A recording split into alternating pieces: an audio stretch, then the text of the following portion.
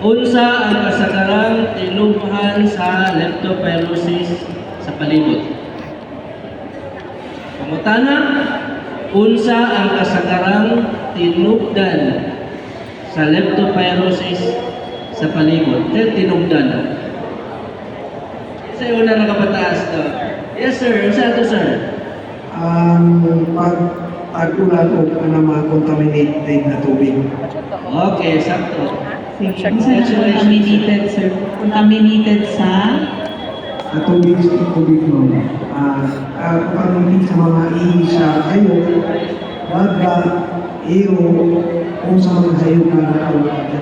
correct. Very good. No? So, muna siya. Mga tubig na sa bulan mo, agaw, no? Gikan sa ato, mga hayop, ilaga, no?